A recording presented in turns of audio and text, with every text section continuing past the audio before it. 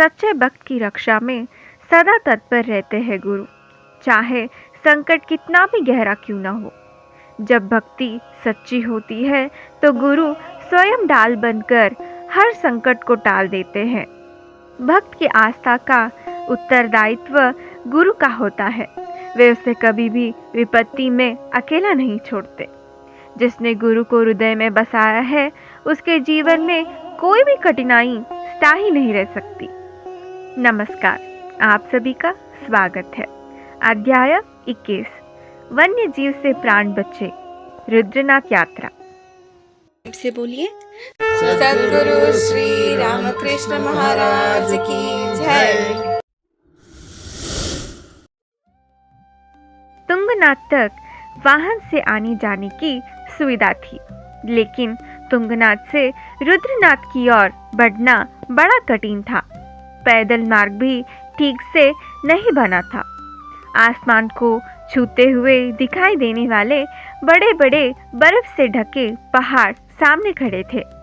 घने झड़झंकार से भरा भयावह जंगल, इसलिए यह जगह जंगली जानवरों का निवास स्थान भी है। तुंगनाथ से 22 किलोमीटर दूरी पर रुद्रनाथ स्थित है। रास्ते में 4-5 इंच लंबे बड़े बड़े कांटे फैले हुए थे। चलते चलते कई कांटे श्री रामकृष्ण के पैरों में चुभ गए और टूट गए। उनके पैरों से रक्त बह रहा था। रुकने का कोई आश्रय भी नहीं था। परिस्थितियां ऐसी थी कि चलना ही अनिवार्य था। पहले से बने बड़े बड़े पत्थर के सीढ़ियां चढ़ते समय जिनकी ऊंचाई लगभग 4-4 फुट थी, इतने ऊंचे कदम उठाकर चढ़ पाना कठिन हो रहा था। शरीर में अत्यधिक अशक्तता उत्पन्न हो गई थी। ऐसे ही अनेक पहाड़ी सीढ़ियों को पार कर रहे थे। जब उचित रास्ता दिखाई नहीं दे रहा था तो यह समझ नहीं आया कि किस दिशा से आगे बढ़े, कहां जाने से क्षेत्र तक पहुंच पाएंगे। फिर भी वे नामस्मरण करते हुए गुरु पर भरोसा रखकर धीरे धीरे आगे बढ़ते जा रहे थे। तुंगनाथ से एक साधु भी साथ हो लिए थे, जो कह रहे थे कि मैं भी रुद्रनाथ ही जा रहा हूँ। दोनों ईश्वर चिंतन करते हुए मार्ग पर आगे बढ़ रहे थे कि तभी लगभग 5 फुट ऊंचाई के देसी पहाड़ी कुत्ते उनकी ओर दौड़ते हुए आए और जोर जोर से भौंकने लगे। उन्हें देखकर श्री रामकृष्ण घबरा गए। इतने में भेड़ें चराने वाला एक लड़का तेज गति से उनकी ओर भागते हुए आया और जोर से चिल्लाया, बैठ जाइए, भागिए मत। उसके कहने पर श्री रामकृष्ण और वह साधु वहीं नीचे बैठ गए। कुत्ते उनके पास आकर सामने खड़े हो गए। थोड़ी देर में वह चरवाह भी पास आ गया और कुत्तों को काबू में कर लिया। सांझ का समय हो चुका था। श्री रामकृष्ण ने उस चरवाह से आगे जाने वाले मार्ग की सारी जानकारी लेना चाहा। उसने सब बताया और कहा, रात में आगे मत जाइए, यहीं हमारे पास रुक जाइए। चरवाह के अनुरोध पर वे दोनों उसके साथ उसकी झोपड़ी की ओर चले गए। लड़के ने सारी बात अपने पिता को बताई। पिता को जब ज्ञात हुआ कि 2 साधु उनके यहाँ ठहरे हैं तो वे अत्यंत प्रसन्न हुए। वन के बीच न तो इनके पास कोई आयुध था और न भोजन की कोई व्यवस्था। उनकी सरलता और निर्भीकता ने उन्हें आश्चर्यचकित कर दिया। उन्हें ऐसा प्रतीत हुआ जैसे कोई भाग्य का पुरुष उनके घर पधारे हो। उन्होंने अपने पास रखी हुई मकड़ी में भेड़ का दूध भरकर एक थाली में उन्हें भोजन स्वरूप परोसा। रास्ते में श्री रामकृष्ण को कहीं भी भोजन नहीं मिला था, अतः यह चरवाह का महाप्रसाद उनके लिए अमृत के समान लगा। रात में वे चरवाहों के बाड़े में जहां भेड़ें बंधी गई थीं, उसी जालीदार घेरे में भेड़ों के साथ ही विश्राम करने लगे। पहले का ऐश्वर्यपूर्ण जीवन का कहीं भी जरा सा भी अंश अब नहीं था। बाहर सोना हो तो क्रूर जंगली पशुओं का आतंक बना रहता था। साधु आपणाची एक तेते कैंचा दुःख शोक दूजे वीणा विवेक येणार नहीं। अर्थात साधु जब अकेला होता है तब उसके लिए सुख दुख का भेद नहीं रहता। वह सभी प्राणियों को समान दृष्टि से देखता है और एकत्व में स्थित रहता है। इसी प्रकार श्री रामकृष्ण भी इस भाव में स्थित होकर मैं भिन्न हूँ ऐसा अहंकार छोड़कर स्वानुभूति में लीन रहे। पूरे रात यथास्थिति साधना में ही बिताई। परिस्थितियों को उन्होंने समात्व दृष्टि से स्वीकार किया। प्रतिदिन की भांति वे प्रातः 3 बजे उठे। मुंह धोना, नामस्मरण, काकड़ारती, ध्यान, ये सब क्रियाकलाप वही जाली वाले भाड़े में ही संपन्न किया। चरवाहे को यह देखकर बड़ा आश्चर्य हुआ। फिर जब वे प्रातः 9 बजे प्रस्थान करने लगे तब वह चरवाह नमस्कार करने आया और प्रार्थना की, हम धन्य हो गए, आपके संग से हमें आशीर्वाद रूपी रक्षा की कृपा मिली। उसने श्री रामकृष्ण को रुद्रनाथ जाने का सही मार्ग भी दिखाया। वे मार्ग पर आगे बढ़ते हुए उस दूसरे साधु के साथ चल रहे थे। लगभग 40 किलोमीटर के बाद रास्ते में रशिया के कुछ लोग वन औषधियों पर शोध कर रहे थे। लगातार चलते रहने की कठिनाई के बाद वे 3 सितंबर 1980 को रुद्रनाथ पहुंचे। यह स्थान वैतारिणी नदी के प्रवाह से पवित्र माना जाता है। मान्यता है कि यह पितरों को पुण्य लोक की प्राप्ति होती है। यहाँ के शंकर त्रिशूल का चिन्ह अद्भुत और शक्तिशाली माना जाता है। पौराणिक कथाओं में उल्लेख मिलता है कि देवता भी यह निवास की कामना करते हैं।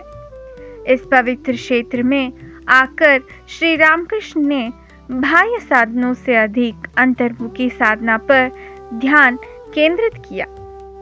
यह लगभग 11,670 फुट की ऊंचाई पर स्थित क्षेत्र है। शिव ने पार्वती से कहा था, यह मेरा चौथा महान स्थान है। सत्वगुणी साधकों को ही यह वास करना संभव होता है। जब दर्शन लेकर लौट रहे थे तो पुजारी ने रामकृष्ण जी के हाथ में गेहूं के आटे का लोही दिया। साथ चलने वाला साधु ने 2 पत्थर रखे और उन पर लोहे की पट्टी रखकर नीचे आग जलाई। फिर आटे की रोटी बेलकर उस पर सेंकी। पहली रोटी अच्छे से पकाकर उसने स्वयं रख ली। दूसरी रोटी ठीक से ना पकाई और वह श्री रामकृष्ण के हाथ में दे दी। वह लगभग 2 इंच मोटी रोटी थी। खाने पर वह गले में अटकने लगी और कष्ट होने लगा। जब श्री रामकृष्ण ने कहा, इसे दोबारा अच्छे से पकाइए, तो उसने उत्तर दिया, पेट में पक जाएगी, खाओ। और वहां से उतरकर चलता बना। उस दिन भूखे पेट कच्चा आटा उन्हें कष्ट देने लगा। इसके बाद श्री रामकृष्ण अकेले ही साधना में प्रवृत्त हो गए।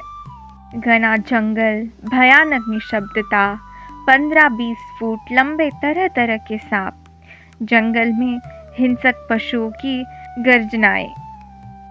इस एकांत साधना में उन्होंने असंख्य संकटों का सामना किया। एक दिन प्रातःकाल स्थिर आसन में साधना करते समय स्वयं भगवान शंकर साधु वेश में प्रकट हुए। उनके मस्तक पर भस्म लगाई और अंतर्धान हो गए। उस दिव्य दर्शन के आनंद में उन्होंने भजन संपन्न किया और गंगाजल समान प्रसन्नचित होकर पुण्य गोपेश्वर नाथ की ओर प्रस्थान किया। अब वे पूर्णतया निर्धार होकर केवल नामस्मरण के आधार पर ही आगे बढ़ रहे थे। संकरी सीढ़ियों से नीचे उतरते समय उन्हें अत्यधिक सावधानी बरतनी पड़ रही थी। कुछ मील चलकर जब वे आधे रास्ते तक पहुंचे, तभी पूर्व दिशा की ओर से एक भूखा भाग भवंडर समान वेग से उनकी ओर झपटा। उसी क्षण विकराल आंधी चली जिसे जंगल को झकझोर दिया। श्री रामकृष्ण घबरा गए, समझ नहीं पा रहे थे कि क्या करे। झोंके से उनकी झोली उठकर दूर चली गई और हाथ में पकड़ा कमंडल भी नीचे गिर पड़ा। नजर भाग पर टिकी थी, हृदय की धड़कन तीव्र हो गई। जटाएं हवा में लहरा रही थी, भय से हाथ पांव कांपने लगे। भाग उनसे मात्र 18 फुट की दूरी पर था। संभ्रम में वे नीचे बैठ गए, सिर झुका लिया और मुंह को घुटनों में लेकर पीठ ऊपर की ओर कर ली। जैसे दूध में घी छुपा रहता है और पानी में अग्नि प्रकट नहीं होती, वैसे ही साधु संतों की रक्षा के लिए भगवत सत्ता निराकर रहते हुए भी साकार होकर उनकी रक्षा करते हैं। उसी प्रकार वह भाग उनके चारों ओर घूमने लगा। उसी क्षण गुरलिंग जंगम महाराज, भाव साहेब महाराज और नरसिंहेश्वर महाराज के तेजोमय दिव्य रूप प्रकट हुए। वे बोले, हम तेरे हृदय में स्थित होकर ही यह तीर्थ यात्रा कर रहे हैं। भय मत कर, धैर्य रख। सृष्टि में स्थित होकर भगवान ने अपने दिव्य कर्मानुगत लीला बल से मनुष्य लोक का मंगल किया और अपनी रमणीय सर्वांग सुंदर मूर्ति से सबको मोहित कर दिया। त्रिमूर्तियों के मुख कमल की शोभा अद्भुत थी। मंडलाकर पत्तधारियों का तेज चमक रहा था। उनके प्रसादिक वचन गुरु तत्व की सार्थकता को प्रकट कर रहे थे। इस समय श्री रामकृष्ण के शरीर अवस्था के भीतर उनकी चेतना पूर्णतः पारदर्शक हो गई थी। गुरु, परम गुरु और परतपर गुरु, इन तीनों की अभिलाषा श्री रामकृष्ण नामक इस बाल रूप साधक में तदात्म रूप समा गई।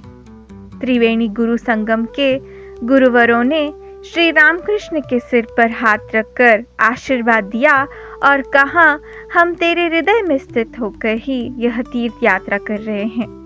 इतना कहकर वे उनके हृदय में लीन हो गए। इसी क्षण यह धर्म यात्रा सिद्ध हो जाने का वास्तविक अनुभव प्रकट हुआ। उधर वन का वह क्रूर स्वभाव वाला भाग अपने स्वभाव त्याग कर चरणों में मस्तक रखकर शांतिपूर्वक लौट गया। गुरु भजनाची आधारे, निरूपणाची निविचारे, क्रिया शुद्ध निर्धारे पावे जे पद। अर्थात गुरु भजन ही साधु का एकमात्र आधार है। गुरुवाणी का निरूपण रहस्यमय और गंभीर होता है। यदि यह साधना शुद्ध भाव से की जाए तो मनुष्य उच्चात्म पद को पाने के योग बन जाता है। श्री रामकृष्ण के जीवन में इस मार्मिक प्रसंग ने इसी सत्य को उजागर किया। इससे उन्हें चिरस्थायी अमृत अनुभव की प्राप्ति हुई। अब गुरु चैतन्य का सगुण रूप उनके भीतर प्रकाशित होकर आगे के कार्य के लिए प्रकट रूप में कार्य करने लगा। इसके बाद वे लगभग 15 किलोमीटर का मार्ग तय करके गोपेश्वर पहुंचे। वहां पहुंचने तक अंधेरा छाने लगा था, इसलिए वे धर्मशाला खोज रहे थे। गोपेश्वर नगर में आगे बढ़ रहे थे कि तभी एक व्यक्ति आया और श्री रामकृष्ण को प्रणाम करके बोला कि उसके घर की समस्या का समाधान क्या साधु बता सकते हैं। श्री रामकृष्ण ने उसे देखते ही उसके मन की चिंता भी बता दी और उसका समाधान भी कर दिया। वह अनजान व्यक्ति प्रसन्न हो गया और उन्हें एक भोजनालय में भोजन कराया, फिर धर्मशाला में विश्राम के लिए पहुंचा दिया। उस रात की विश्रांति में वे गुरु की कृपा में अमृत वचनों की स्मृतियों में निमग्न रहे और मन को गहन आनंद का अनुभव हुआ। प्रतिदिन के समान सुबह भजन ध्यान करने बैठे, तभी देह प्रज्ञा अवस्था से ऊपर उठकर समाधि में चली गई। शाम 7:30 बजे तक बाह्य चेतना में वापस नहीं आए। फिर धीरे धीरे आंखें खोलकर देखा तो काफी समय बीत चुका था, इसलिए तुरंत चंबोली की ओर आगे बढ़ गए।